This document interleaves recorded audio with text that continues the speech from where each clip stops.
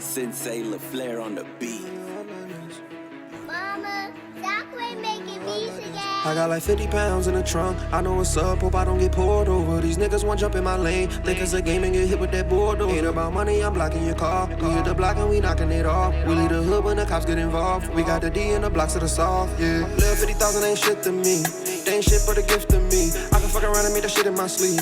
Even though we don't get no sleep. She don't want a Pandora bracelet, nigga face it and she want Chanel, yeah. Little pussy got some magic powers to it. Got me hooked on like a spell, yeah. All the little bitches wanna fuck with a young rich nigga when you up like this. Look at my neck, these niggas pissed. They gon' talk shit when you up like this. Gave her the dick, now she keep calling. Girl, ain't no way that you stuck like this. Every last nigga on the team gon' shine on God, young nigga when you up like this. Jump off the porch, into the game, shut shit down when I hopped in this bitch. My niggas don't play by me, nigga one false move and you bound to get shot in this bitch. Pull up around your way, right where you stay. You wonder how we got the drop on this bitch. I'm in the kitchen with the water, I'm fishing and praying the feds don't knock on this bitch. When we overshot, get off my block, keep it pushing, dog, you making it hot. He don't come through on a regular, then I ain't serving him. Fuck no, he probably a cop. You sure that she hot? Now I'm tryna pop, and I ain't even tryna say she a thot. But I'm the type that be stress free, and I bet she'll be checking on me like the doc. Hell yeah, I've been chasing some new goals, tryna make off rap. What I make off trap need me at least 100 every 2 shows. Sometimes I sit back and I think to myself, how the fuck I make it through this. Hop on the internet, that's that movie move. Up like this, up like this. Let's get it. And it's going down, but right now you're tuned into $1 million worth of game. Yeah. We got the one. We got the only. Canada. Tory Lanez, man. Listen, man. Thank you. We got a lot to talk about, man. Yes, we do. We got a lot to talk about, man. Fucking lot. First and foremost, how y'all doing? We doing great, man. Everybody good? Good. Everybody doing great, man. You know what I mean?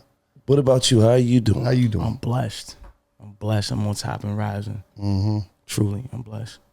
Yeah, I iced up, nigga. I know that. Nigga sitting here, motherfucking 42 rings on. I'm blessed. Yeah, I'm Mr. T 42 Tory. He ready to throw 42 in his name. You got the other man, 42 Tory. You really ready to change your shit to Mr. T. I'm Mr. T blessed. I might just. Got motherfucking $600,000 worth of jewelry on blessed. Yeah. But life's treating you good, obviously, is in your fucking favor. I mean, the motherfucking bracelet is stupid. Oh, good. Stop. You know what I mean? They got 44 links on this. It's like the biggest shit in the world right now. I gotta make sure I represent. Gotta look right. Gotta look the part, right? Absolutely. We appreciate you for pulling up. Let me ask you a question, man. Having me. What's up? Is Canada running the rap game right now? I can't necessarily just say the rap game. I'm saying it. But if they you think leading the about race. it, but if you think about it, I would like to say in some sort of way, I think that Toronto and Canada in a whole is definitely doing damage, and we're definitely on top of our game right now for sure. But are y'all leading the race the rap game? I think that's an opinion that people should make on their own, depending on who you like and who you feel like can actually rap.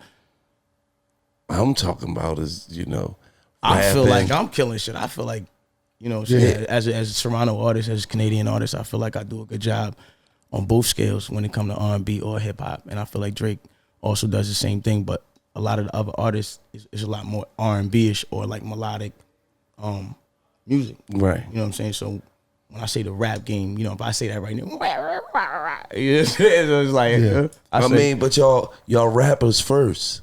That's true. Y'all do both, but y'all rappers first. I mean, that's true. At the end of the day, I think between me and Drake, though, I do feel like we're very, very talented artists when it comes out and comes to Toronto. I mean, because that staple piece. I look at it like this: at one time, Ja Rule ran the rap game. He wasn't rapping. He was saying, "Where would I be without you?" Oh, when you say who, I'm tired of being lonely. Well, if you're talking about hits and things like that, I would give it. What do you mean? That's part of running the rap game. First of all, you ain't never ran the fucking rap game. You ain't had no fucking hits. True. What we talking about? I mean, if it, like I said, if it's about like hits, we like talking about the big stats. dogs, the motherfucking little dogs. You mean what the fuck is we talking about? You talk about hits, nigga. That's what the motherfucking rap game is about, making hits.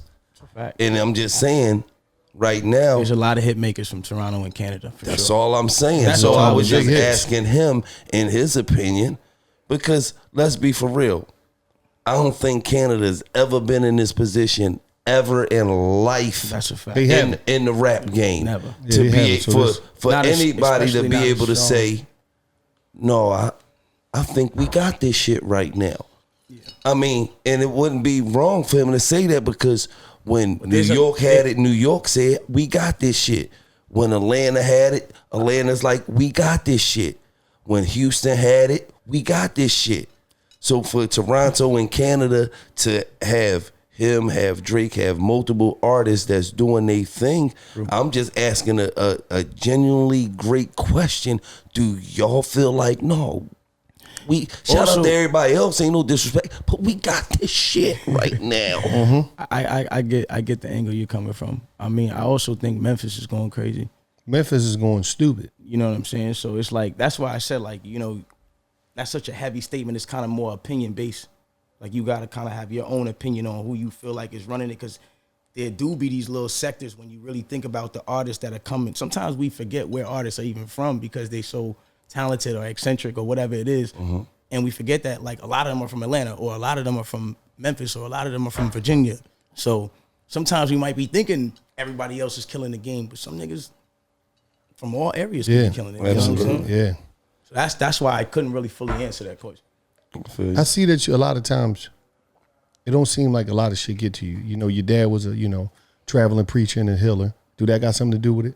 I'm a very firm believer in God, and my faith in the things that he shows me gives me a lot of patience with a lot of things. And in times when I'm supposed to be like, I'm able to relax. You know what I'm saying? It just doesn't faze me like that. And I think also, you know, I get to a standpoint, I think, where I've been here for like 10 years when it comes down to music. Yeah. And my first deal was when I was 18. I'm 28 now. You know, that first deal, they fucked you in it? I wouldn't say that, because the contract was good. It's just the obligations that the other person was supposed to meet. He just didn't meet them. Right. But when it came down to this, I've been in here for 10 years. So I've endured so much chatter and blah, blah, blah, blah, and memes and things and blah, blah, blah, that it gets to a point for me where it's just like, okay, it's like, okay, this is a part of my day. Right. Fuck you. It's a part of my day.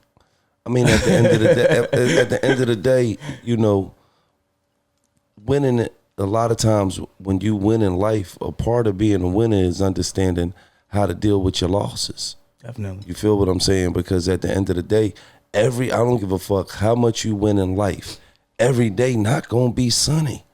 That's true. So, you know, when you broke and you looking at a motherfucker with some money, you think, oh, they got the life. But a lot of times, they be just as miserable as a broke motherfucker. They just can pay their bills a lot easier. Yeah. So, well, you know, when you up and you know, your time come to be to take that motherfucking little negative ride you got to go on, take that motherfucker with pride, man. That's a fact. I mean, for me personally, I feel like I don't even address losses. The word losses, or the word L, to me is a lesson. Right. And when you start to realize that, like, every time when you feel like you're losing, there's actually a lesson to be learned, you stop actually getting mad at the loss. Right. You realize the lesson. Absolutely. I actually kind of be happy about the lessons that I'm able to be taught. You get what I'm saying? Because those are what scope me into being a good artist and being great at my job. Absolutely. And you one of them artists that, like, you can tell you go off of what you're feeling right now. Yeah. Like, you one of them artists, I got to get in the studio. I got to let this shit out. You know, I speak my mind. If I'm feeling some type of way, I'm going to say that shit. That's, you know, and honestly, the artist that's the most honest a lot of times be the greatest artists. I definitely believe that. I feel like, just with me personally, I've always been a person that's outspoken when I feel something strong. I'm a very passionate person. I'm a Leo.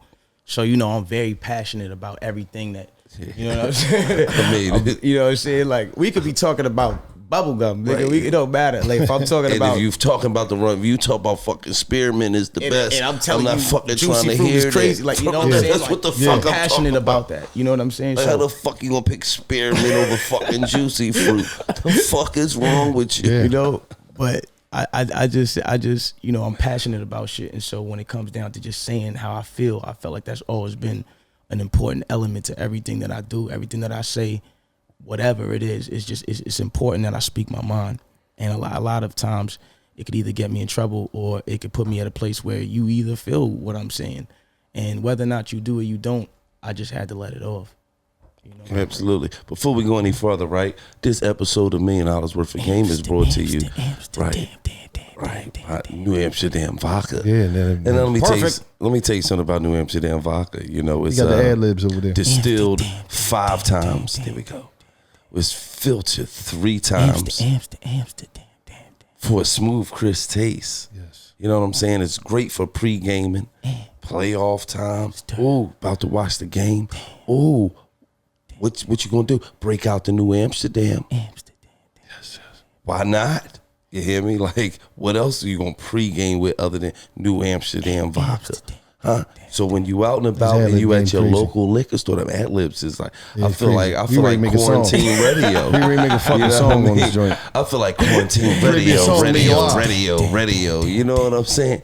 When you out and about, make sure you pick up some New Amsterdam vodka, the official vodka of Barstool Sport and the presenting sponsor of $1 Million Worth of Game, which brings you great fucking guests like Tory Lanez, who ad libs on the fucking greatest vodka in the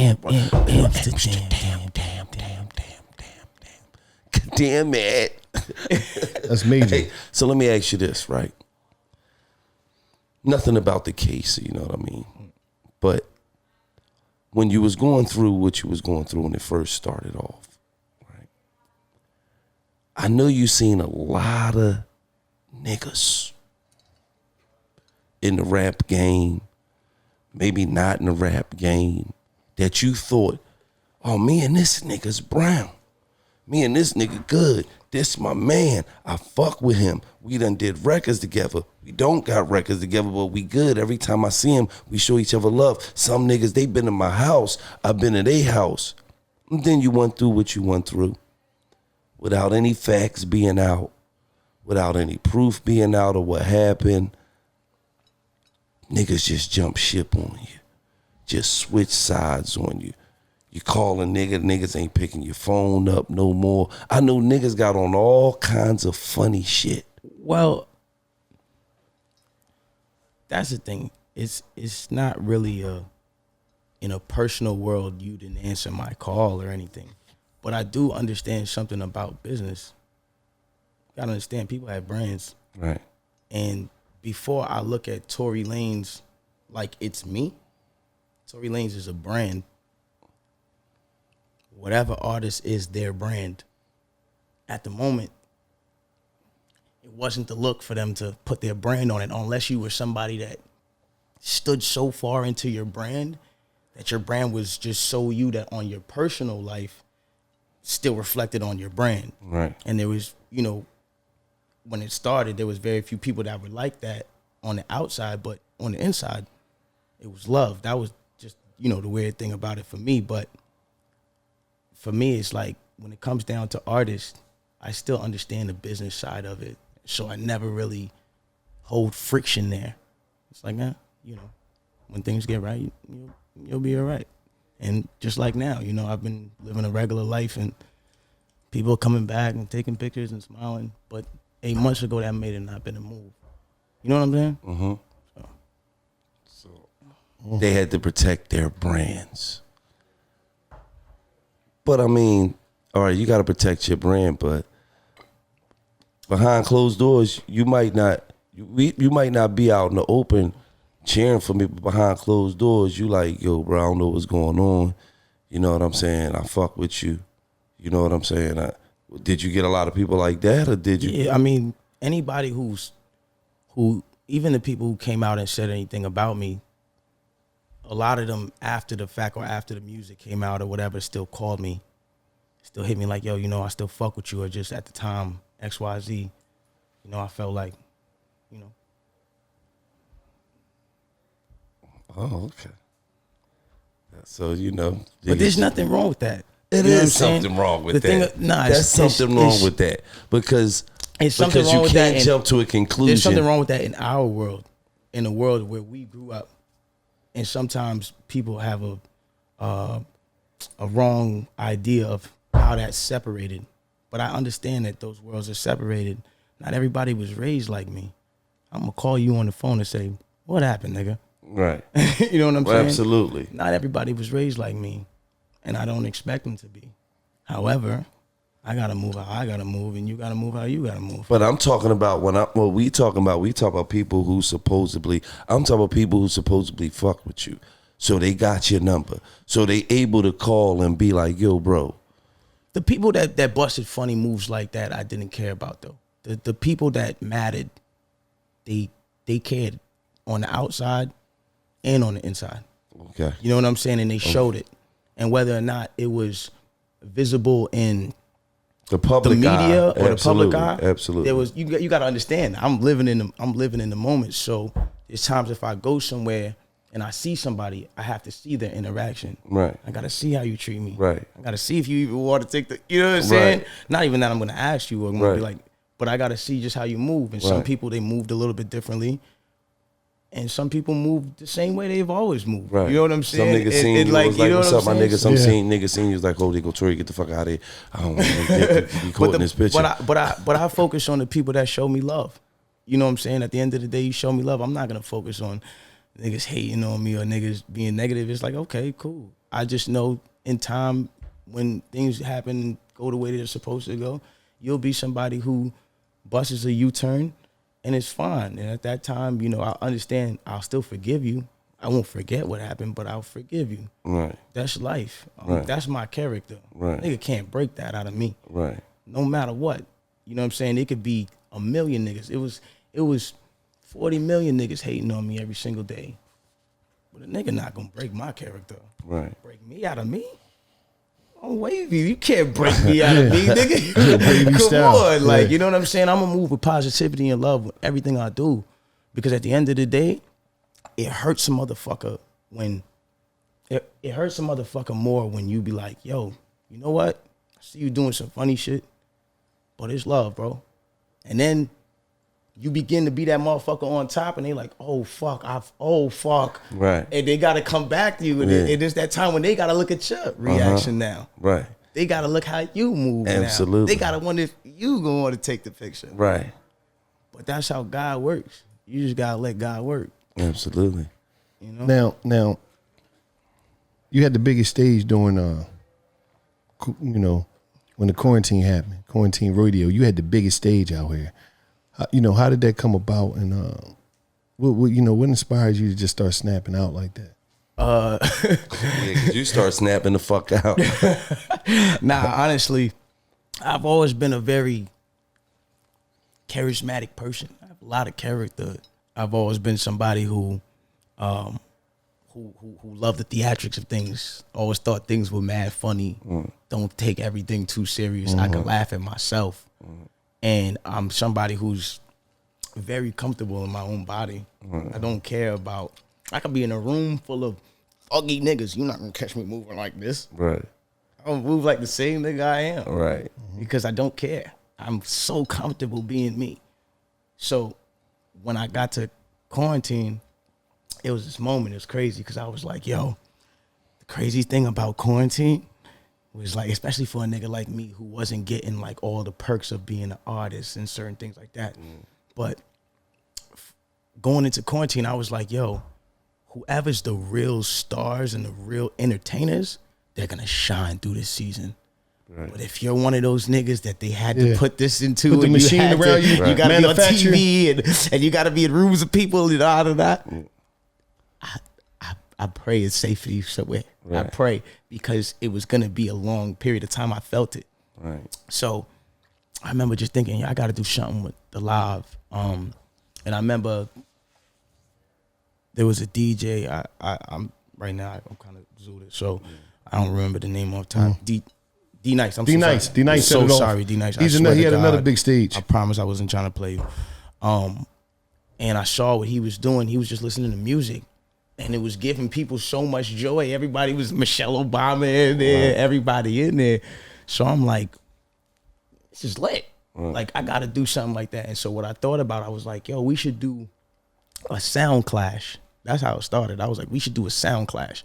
Kind of like what Versus was. Yeah. But we should do a sound clash that's just like artists playing other genres of music. Like me and Bryson Tiller, it's like, yo, we gonna go the best white boy songs from the 90s. Me and you right now. You pick your best top 10 NSYNC, Backstreet Boys, whatever. Right. And just different shit, right? Right? And it started turning into this thing where like other artists was calling me, and I seen the live go from like 4 to like 17. And I was like, yo, what the fuck? So all of a sudden I start playing the music. Yo, I'm DJ Corona Free, Tory Lanez. I start putting on the radio voice. Yeah, we're in the spot. Yeah, it's lit. Everything's lit. I start saying it. Then at one point, nigga, I just realized I start taking shots. I'm like, everybody take a shot, da da da. So I'm moving like it's the actual club.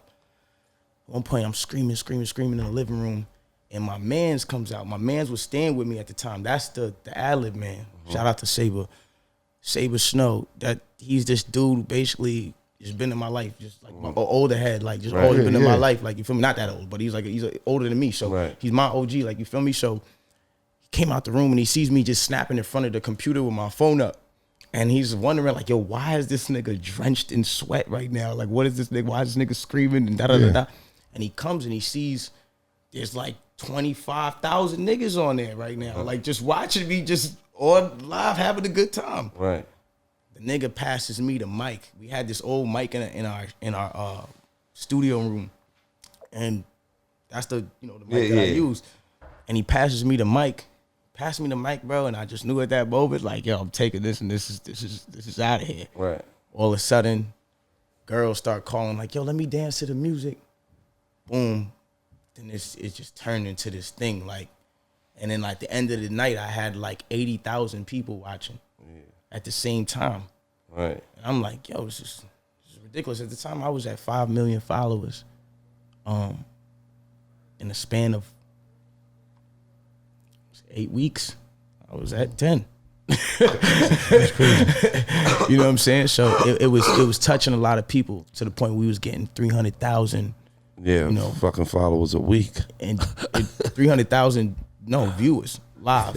You know what I'm saying? Shit. Just watching, like, so it became crazy. God damn, that was a hell of a glow up during quarantine. Definitely. You doubled your followers in fucking how many weeks? 8 weeks. Yeah. God damn, that was a spike in numbers right there. Nigga did Quarantine Radio on his motherfucking performance check, but But you know what's crazy, and one thing I will say about Cointeen Radio, what it did was it gave me a whole other fan base that supports me so strongly. And, it showed me that those other 5 million people that came, they didn't unfollow me. Right. They didn't, those people rode with me and supported me and kept explaining to me how I gave them joy, kept explaining to me how I gave them life during the quarantine, during the time. So, it just gave me a whole another fan base, like a whole different fan base. So Sean Kingston, give us the game on him. The one to come up. So boom, I met Sean Kingston. That was the first nigga that signed me when I was 18. And Sean was, I think he was like 21 at the time, or 22 or something. He was very young. We was all young. And when we got into the little label thing or whatever it was, I did what I did. I was always working, always still the same person I am now. But I don't think at the time he had the fundamentals of infrastructure. He didn't have the fundamentals and the foundation of what needed, what was needed for me. Especially, you got to understand, in Canada, after Drake, it wasn't The Weeknd, it wasn't Party Next Door, it was me. I came second. Then there was The Weeknd, and then there was Party Next Door. but I wasn't as big. You feel me? So But I remember because I got signed to Sean. Right. However, Sean did what he could do, and he still taught me a lot. He still showed me a lot. He still put me on a path that I needed to be, and I still wouldn't be here without Sean. Right. But it was in a lot of things that he didn't do, in which I learned how to do a lot of things for myself. You know, Absolutely. I remember when you was heating up, and I read about you in the magazine. I think it might have been Fader. It was one of these fucking magazines, and it was like, this motherfucker heating up, and you was going at Drizzy. You wasn't playing. You was going. You was like, fuck that. I'm that nigga, and that's your vibe. That was the energy you was on. You was like, I'm that nigga in Canada. Fuck this nigga. I'm going. And it was like, damn, this motherfucker. And that's what really made me read the article. Yeah. And I think it was like Fader. It might have been Fader magazine. It was probably 2015 or 14. Yeah, yep. And I'm reading it in the job. We had our little feud. I'm like, who is this nigga Tory Lanez? Nah, but honestly, it was just misguided energy. It was misdirected energy. I think at the time, I just wanted to be looked at as a certain tier because of my talent, and I wasn't being graceful with the let it happen. Yeah. I was like, nah, nigga, look at me. I'm nice, nigga. Niggas gotta know I'm nice. But that wasn't the way to go about it at the time. You know what I'm saying? And even that, I think that if things would have went a little bit differently, things would have went a little bit differently. Partnerships, things that kind of strayed away from me because people that didn't want to lose their relationship with the biggest artists in the game at the time had to stay away. Right. So my first 3 years was very nice, but it was like that was something that I put on my back, and niggas would tell me certain things, but regardless, I still looked at it like I'm me, nigga, and I'm strong. Right. And nothing can take me down. So this is how I'm going about it, how I look at the situation. Of course, we had our own personal situation, me and him at the time, but it wasn't nothing that was that serious. You get what I'm saying? So for you to be on the list. Yeah, it was. Listen, motherfucker. But I wasn't on a list. I was still doing my thing. I was still good, And at the end of the day, I've always been a fan of his music, and as he's always been a fan of mine. Like, that's what I'm up. saying? It's not no love lost. It's my dog. Now, as you went forward into the music business, right? Did you become sharper with the contracts and just like how would I was always sharp with the contract. I was always sharp. And what is being sharp with the contract? If I'm an artist, I'm looking at this. What is sharp with the contract is always understanding exactly what you're agreeing to and understanding every single detail of what your obligation is and what their obligation is. Sometimes we look at the great things of a contract. Oh, this much amount of money. Sometimes it's like, I'm getting the money. That's it. I got money. Sometimes you're not even that stupid. Sometimes you're like, yo, the money, the marketing fee, the split. And then you get into it, and then you realize that there's a lot of fine print. There's a lot of smaller things that you should pay attention to, that you don't pay attention to. And that lack of knowledge is the reason why you're 2-3 albums in and you're not getting the marketing that you want, and you're mad at the label, or you know what I'm saying? It's that fine print where it's like, yeah, you do get all these things, but it's got to happen a certain way. Right. You know what I'm saying? Right. So I've always been sharp with my contract because I've always felt like motherfuckers is trying to get me. Yeah. I just always felt like that. You know what I'm saying? I came in, even with the Sean contract, when I was 18 years old, I came into it knowing motherfuckers would try to get me because of my talent. Every time I would show somebody my talent, they was like, right. I gotta get touched. No, let's go. I understand what you're saying. I gotta get attached to this person because he's got something that I know is gonna blow. Right. I know he's gonna blow. You know what I'm saying? How was Create Music? Create? You mean right now? Yeah. Create Music is incredible. And why is they incredible? I do my distribution through them.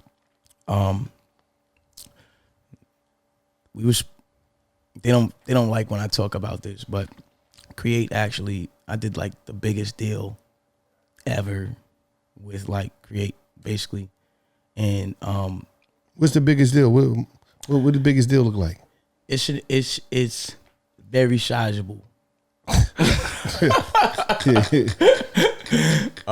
nah. But I did a distribution. I do my distribution through them, and they treated me like a like a real artist. You know what I'm saying? They respected me like a real artist. And when it came down to contract time, they really respected me like the artist that I was and what I was really valued at and what I was worth. And for them to take the risk that they took on me,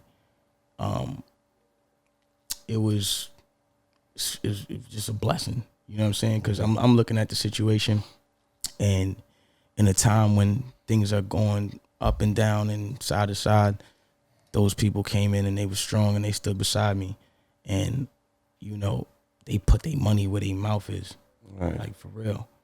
In a time when, you know, like, they go hard. Shit was looking a little, you know, like it could have been difficult. Shit, exactly. You know, but me, I'm a hustler. That's one thing you gotta know about me. Right. I'm gonna get it. Right. A nigga don't got it. Hey, you know a nigga gonna get it when he smile that hard. I'm gonna get it. I'm gonna get it. He got it. That means he got it. That nigga told me one thing about me. I'm gonna get it. Nah, trust me, because it's like, for me, I've always been a person where it's like, if you want me to be great at something, just tell me I can't do it. Right. You know what I'm saying? Like, absolutely. And I'll be incredible just to prove you wrong. Right. You know all I need is a little force. Or you can't do it. Okay, well, I can't do it. All right, watch this. That's it. See, that's the Leo in us, man. You know what I'm saying? You cancer ass nigga. Talking to you. Who, me? Hey, there's Franklin. Y'all fucking, y'all one after me, man. Y'all on some bullshit. See, he on some bullshit, man. But we gonna get into the sponsor, which is Jack Pocket. One thing about Jack Pocket, if you're trying to play the lottery, this is the app for you. Mm-hmm. I'm talking about, you want to play the Mega Millions, the Powerball, the Cash 4 for life. The Cash 4 for life, Take 5, and other daily games. Plus, you get automatically alerts when you win. And listen, even receive prizes right from your phone. Jack Pocket is now available in New York and 9 other states, including New Jersey, Texas, and more. Jack Pocket is the safe and easiest way to get your lottery ticket. Pick your own lucky numbers. Instantly withdraw your winnings from your bank account. Over 25 million in prizes. That's like what his record deal is with Create Music, but that's something else. He ain't want to say, he ain't want to talk about the money, but it's cool. I mean, once again, over 25 million in prizes has already been won on the app. And with their most recent 1 million jackpot winner coming from New Jersey, you know what I mean? And what you got to do is play tonight. Mega Million, Powerball, jackpot for free using code BARSTEW. All you have to do is download the free Jack Pocket app, or just go to jackpocket.com and use code BARSTEW at the checkout screen. Must be 18 or older to play. See jackpocket.com for details. If you're someone you know is having a gambling problem, call 1-800-GAMBLER. Jack Pocket. Now, I ain't want to throw that 25 million out there, but you know, I know some people that know some people. Yeah, you got it. I heard it was 28 million. Say it. See, it was him who said it. It wasn't me. I like that. I heard it was 28 million, 2 albums. I like that. No, 28 million for a single. Not even that crazy. Motherfucking money. That nigga said 28 million, 2 mixtapes. Listen, that's the life. That's definitely the life. But it's like you in the game, man. You know, and I heard when you put the album out, it was a lot of things that was said on there. I really enjoyed the album because it was this perspective and understanding, because it ain't nothing like when you put an album out and it's coming from a real passionate place, like a real place, and like you're expressing yourself, because a lot of people don't talk about, what's really going on inside of them. A lot of times music is created based off of what's going on, the vibe.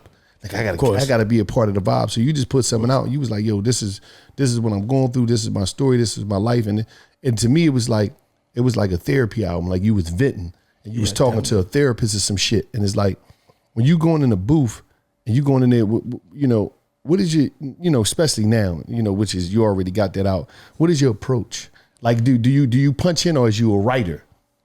The crazy thing about Daystar, like that album specifically, was at the time, beyond the situation, the things that I was enduring on a personal level, just having to sit and just watch, certain things happen and certain betrayal and just having to sit back and watch it.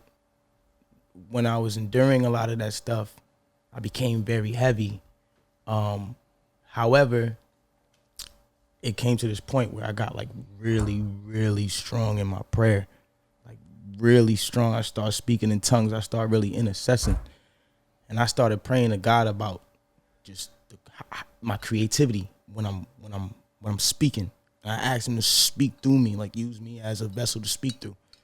And when I was approaching certain records, it was like my routine was go outside, pray, make music, pray, then work on the album.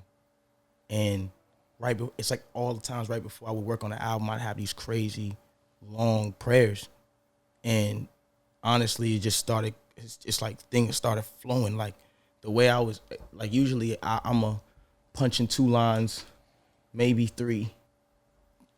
I was spitting paragraphs, nigga, like a good 8 lines was coming out, like, and I'm telling you, like, the way I've never rapped so fluent, so just like easy, it just flowed through me. You know what I'm saying? Mm-hmm. And like the way I was able to just say whatever I wanted to say, just with a feeling of ease, like it was different, and I knew it was God sent. So that was really I can't give it to nothing else or say like, yo, I was in Utah. I can't say that. It was really just God sent, you know? That's good, man. That's some real stuff. Now, for me to hear you say this and your dad, explain to me, you know, your dad being a healer. What was your dad doing? Like, well, my dad is a missionary preacher. Mm-hmm. My dad is somebody who, when I was younger, he was always around. He flew around the world, mad different places, and I would see he was such an ordained speaker. Like the way he would talk, like, it was very strong. The words would affect people. They would hit people, would touch them. And you know, I've seen him pray over people and seen him speak tongues and all this stuff all my life. And I guess I was just so used to it because my dad always did it. He was always somebody who would pray and people's situations would get better and certain things like that. And in my life, he was somebody who always tried to instill, like, the reason why I'm like this is because my faith is strong, that I'm dedicated to a certain extent.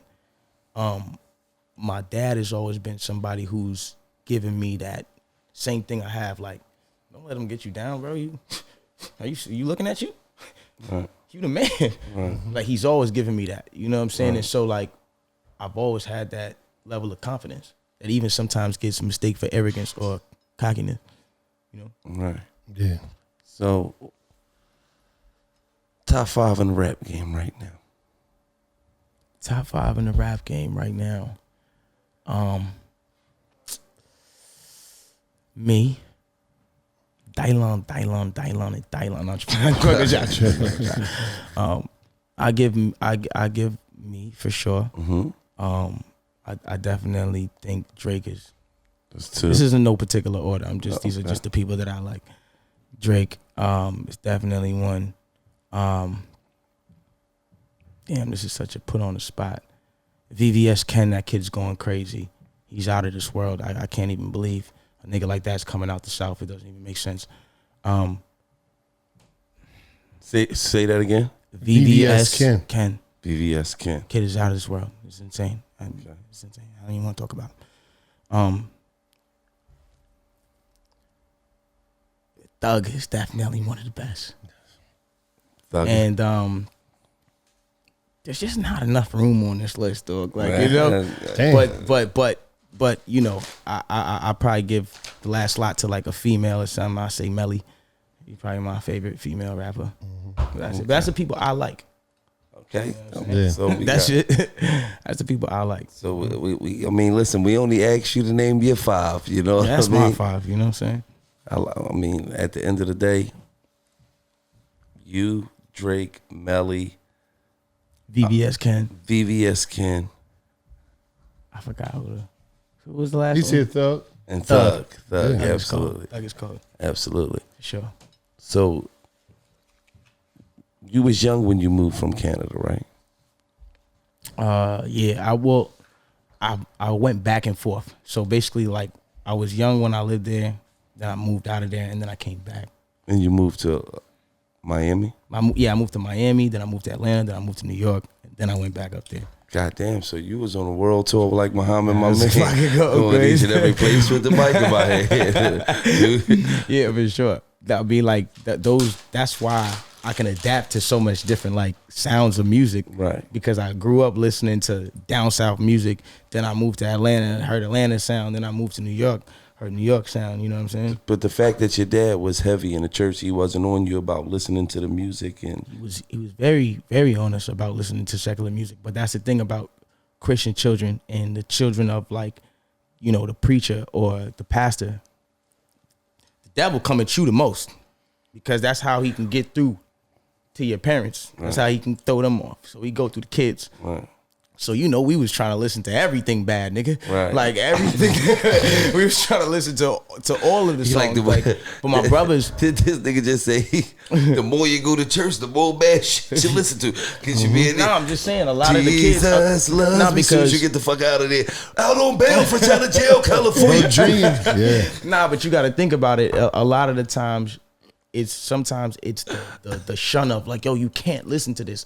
That as a child makes you so curious to want to listen. Like, why is this so bad? So like, you want to double like, why listen. are they allowed to do it if like we're not allowed to do it? Like, right. you know what I'm saying? Like, you don't understand those things until you come to a certain age and certain, you know what I'm saying? Right, you be 7, like, you be 9 and shit talk about, God didn't do none of them for listening to Tupac.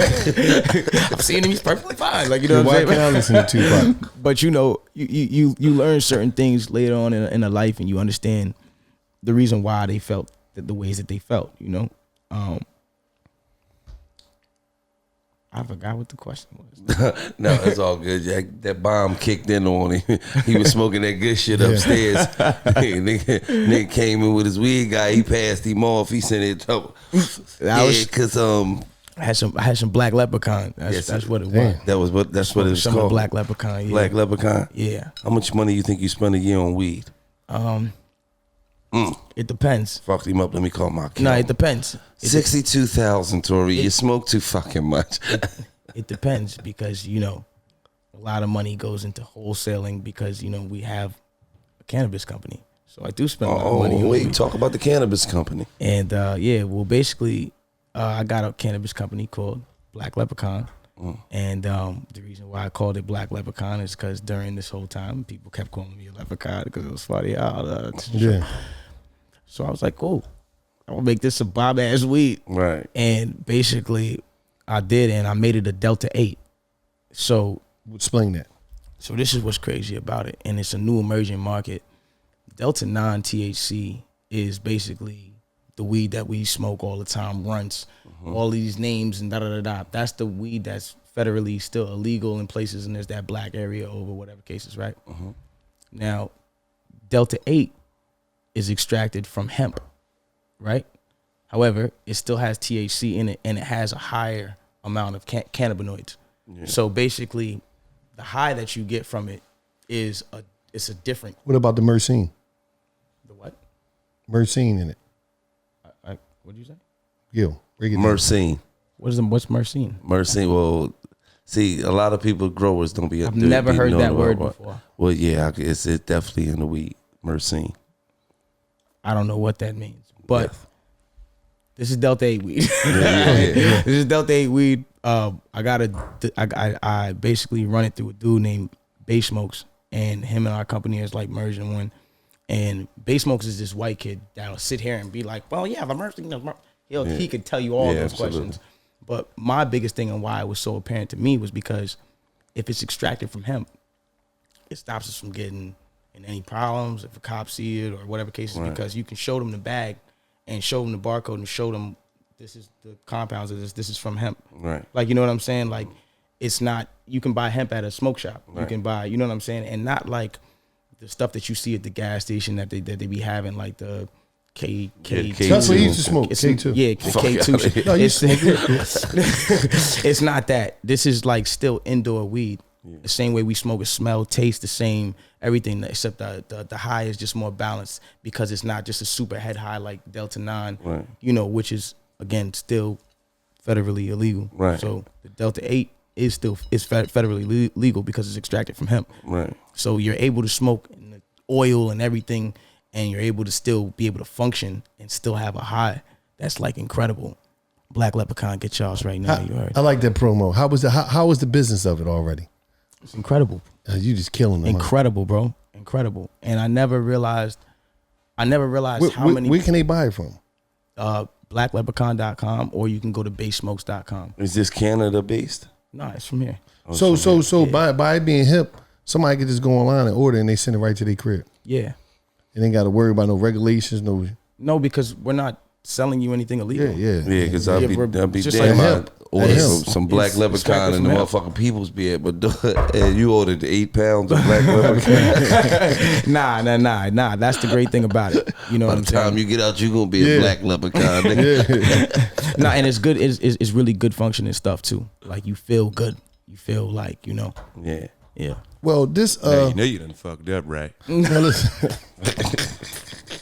That's what they say. If that shit ain't federally, nah, it is. You can let look. me tell you something. If your shit is so basically what he said is don't get number 9 delivered to the crib. Get number 8. you get number 9 delivered to the crib. It's over. Right. That's for number 9. You really gotta press that button. You done fucked up, man. Now, before we get into this, this segment of Stories from the Cell. Stories from the Cell is brought to you by the one, the only, Roman Swipes. Mm-hmm. Roman Swipes is of course, Tory gonna take some of that with him. This is changing life for all you guys out there that can't make it to the fourth quarter. Y'all second quarter men, and as soon as the halftime show come, y'all leaving the building. Your woman is leaving the building, all because you can't perform and you're not an OT specialist. You need to get with Roman Swipes. And Roman Swipes is simple. Only thing you got to do with Roman Swipes, and guess what? Listen, you don't need no prescription. Clinically proven. All you got to do is wipe it on, let it dry. You're going to make her fly. I guarantee you she's going to be in places she never imagined existed during her time in life. You know why? You're going to be wiped up with Roman Swipes, and you're going to be out of here. Here you go. That's for you. Take them with you. Mm-hmm. Listen, they're going to take you to another level, man. But this, once again, this segment is sponsored by Roman Swipes, this story from the cell. And what you need to do, you need to go to getroman.com/game and get your first month of swipes for $5 when you choose a monthly program. But with, a monthly plan, a program, whatever you want to say. But go once again, getroman.com/game, and they're going to help you out. Stories from the cell. You ever been locked up? Not for long times. Okay. But for the times you was locked up, what was some strange shit that you seen in there and had you like, damn, you was fucked up? Really not. The craziest thing about that is all the craziest things I ever seen were like in the holding cell and like right before you have to go like in the cell. Like I've always just seen like every time I've been there, it's always motherfuckers just wailing. And the last time I was in the holding cell, there was like, there's so many characters in the holding cell. Mm-hmm. So the last time I was in the holding cell, last time before that time, but the last time I was in the holding cell, really just the weirdest shit that I would just see is just niggas in their own little problems, just arguing, banging on themselves. And you're talking to the CEO about their own issues, and like you'll hear they issues and they stories and be like, damn, you in some fucked up shit. Yeah. Like, you know what I'm saying? Like, nigga, them 6 bricks wasn't mine. Like, you'll hear crazy shit. Like, people just talking about their own experiences. That's really the weirdest shit to me. You got locked up with 6 bricks. Other than that, never really. But let me ask you a question. How old was you when you first got locked up? First time, I was probably 16. And when you got arrested, what was going through your mind, man? Like, was you scared getting locked up? No, I just didn't know what to expect. You know what I'm saying? But did the movie shit play in your mind? The shit that you seen on TV and the television based off of prison experience? Because if you don't know this shit, I didn't really do anything bad like that. I'm 16, my nigga. I didn't really do anything that bad. Like, what do you niggas really do? Send me to prison, my nigga? Like, what the fuck? I knew I was going to the holding cell, my nigga, and I was gonna probably get out. Like, that nigga, like I stole some M&Ms, dog. I was coming home. What the fuck are you talking about? It wasn't that, but he said he had Wallow ass all these deep dumb ass. What did you think it was gonna get the death penalty? It's like, what? It was some fucking candy. What the fuck are you talking? Wasn't that serious. But this theory for the cell is very interesting with me. The first time I seen a knife in prison, right? Was when a nigga was chasing you. No, a nigga wasn't chasing me. Come here. But you know what's so crazy is about it? I took it like it was on the streets because this shit was long. It was about this long. had some shoestring wrapped around this motherfucker. And I seen him putting it on his joint, but he was urgent. Like wherever he was trying to get to, wherever he was going, because I'm ready to come out my cell, right? And he was moving the way he was moving. He put the joint, like putting the joint in there, like he was moving, like he was ready to put the work in. So I'm looking at it like this shit is like a gun. Because in prison, a knife is the gun. So you like, I say, you know what? I'm going back in my cell. Exactly. I slid back in the motherfucking cell, closed the door, right? And I'm like, you know what? Shit ain't important out there. And it was chow time. They cracked the doors over the chow. Shit ain't important. Shit ain't that important out there because, you know, on some real shit, I was like, I don't need to be. It was chow time. That nigga said, eating ain't that important. No, that shit wasn't that important. I don't want to eat. Fuck that. Because I'm said, not hungry tonight. I said, I got some commissary in the cell because on some real shit, my thing was always like this. I know certain shit is going down, but certain shit I ain't want to see. I ain't need to see certain shit. So you want to see OA activate he was dangerous too. Yeah, and he activated, you know what I mean? Luckily in the hallway, I wasn't there. But it was like. You heard it though. I heard the scream, but that's another story. And I never seen this dude again because the way he worked this motherfucker out, they shipped him out of here. They kicked him out of their prison, but whatever. It was I'm not going to even lie to you. Like I always tell people and I always try to get it to people. I wasn't in jail happy. I wasn't in jail. When I say happy, I was upbeat and all that, but I wasn't in jail on some tough shit and on some, I was scared every day in jail. And niggas don't talk about that. No. I understand what you said. Motherfuckers don't talk because everybody tough. But the way you just said it, though. No, I'm just saying because jail. Mixed it with the weed I smoked, that shit didn't come out. Yeah, you smoke some Reggie, it don't matter. I was scared every day. You didn't smoke Black Leprechaun. So that's another story. At the end of the day, when you smoke Black Leprechaun, do you start seeing leprechauns? Nah. No, nigga, you see yellow hearts, blue diamonds, purple horseshoes. Okay, lucky. Or you get lucky. All right, cool. Because it can get magical like the movie. But that's another story. But like, I was always on point. I was always like, damn, I'm in here doing time, but you might don't make it the fuck out. All it takes is a wrong misunderstanding. The motherfucker stab you. A motherfucker, man, I done seen people get mistaken for being somebody that killed their cousin or did something to their cousin, and they had the wrong motherfucker at the wrong cell. Ran up in the motherfucker. So what was the worst thing you seen that made you was like, now every time a nigga come past you with a knife, you checking it? Like, I know you had to see. I seen some wild stabbings. I seen motherfuckers stab a motherfucker and have them breakdancing on the ground till like the arm get tired. Like, I done seen some crazy shit. And it just had you in a fucked up phase because you gotta, like I always tell people, the reason I was able to come out all right when he was in jail, I had to go insane in order to stay sane. Because even when I seen motherfuckers getting stabbed, I had to believe in my mind that this is normal behavior, so this is what's supposed to happen. So for order for me to protect my sanity, I had to lose that shit for a minute. Like, no, fuck it. Reverse back to this. And when it was time for me to go home, I had to, deprogram myself in order to reprogram myself to go back to real life to expect it because, like, that shit ain't normal. Like, think about it. Even when you're in the streets, motherfuckers shooting, that shit ain't normal. It's normal. It's shit that we normalize as black people in America. We normalize pain. And we normalize this toughness and we normalize this, I'm gonna ignore my feelings and my emotions. And that's why a lot of things and a lot of shit don't come to us because we always trying to ignore our truth and we try to abandon our truth in order to take on other people's truths and other people's outlooks. And next thing the fuck we ain't ourselves no more. And we like, so we can't get the benefits and the blessings of being us. So we go into other people's joints. But I'm gonna be straight up, man. When I was in jail and I saw that boy, the child line wasn't that important that day. And I said, you know what? Let me go in the cell and go hook me up a little mix up. Little noodles. I was feeling like some noodles. But you know what? You made the right choice. Yeah, I did. Because at the end of the day, you're here right now, and whatever that situation was that could have affected you. And I ain't had no problems with him changing my menu that day. He changed my menu. But I was cool with that, and that is stories from the cell. No, he said OA come out there with that knife. He knew OA was gonna activate that shit over. He wasn't making like this. I didn't want to be watching some shit that I ain't had to watch, man, because a lot of times, man, you know what's so crazy? You never hear nobody in the fucking music in our community, nobody never talk about that real part. This episode of $1 Million Worth of Game is also sponsored by LifeBoxer. You want to level your life up? you got to level your workout up. And one thing about LifeBoxer is not another heavy bag. I'm talking about next generation fitness platform that combine music, expert training, and technology.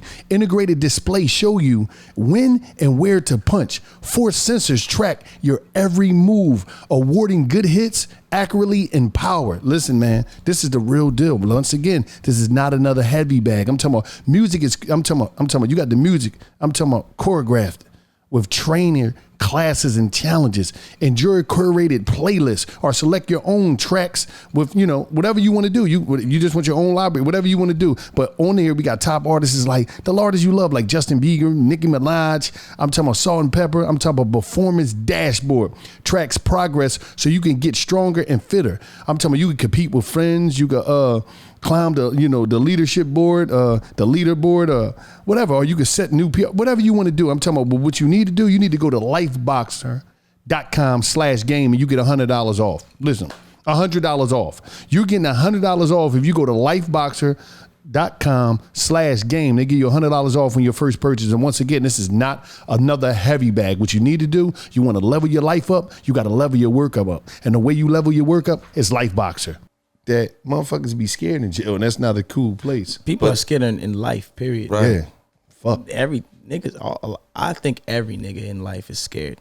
You're scared to a certain extent. Like, no nigga's just absolutely just invincible to just fear. Like, I feel like if you have nerves as a human being, you have fears, my brother. Like, I feel like at the end of the day, and just to your point, like, some people where the grass is greener, just to your point about like how we are in our mental, some people where the grass is greener, where they live and they're born into better situations, they're taught how to live their life. We're taught how to survive. So from the gate, we already taught a certain way to have to feel like you're saying, like a lot of that stuff is normalized because you just see niggas surviving everywhere you go. It's when you go to your man's house, you see your other man's just sleeping on the couch. He don't even got money for the rent, but he's sleeping on the couch because he's just surviving. Right. And whatever it takes for him to survive, right. You normalize that because you're normalized with niggas surviving. Absolutely. Other people have been taught to live and enjoy life. And, absolutely. And hopefully some of us, hopefully we get to a point where in life we stop having to survive and we get to just start living. Yeah. A lot of us come to that later on in life when we're 40 and 45, we understand, damn, I could have been living this whole time. Yeah. But me, that's why somebody who likes to live, That's why you be having 52-year-old young boys, because they finally start to get some fucking money at 52. Now they want to be in the club every weekend. Dog, your time passed, bro. The fuck is wrong with you? You're 52. Get the fuck out the club, go home and watch Matlock, man. What the fuck is you doing? I'm gonna just say this to Tory, man. This because we have an issue, Tory, and this is the issue. You're fighting your enrollment in the Bald Association of America. You're fighting your enrollment, like. I just got what you said. Like you're fighting, like fighting this shit. And I'm like, what is we doing here? You know what I mean? Like, what? Like, is you just gonna stop? This, like, you keep holding on. I keep holding on. Like, I'm just saying, like, what you gonna do, man? Like, is you gonna join the club? Is you gonna say, like, fuck it, man? Because listen, it was times.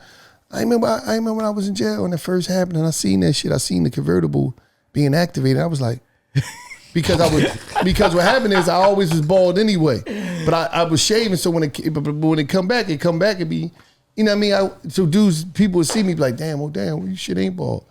And then when I looked in the mirror, I was like, oh shit, my hard top turned into a convertible.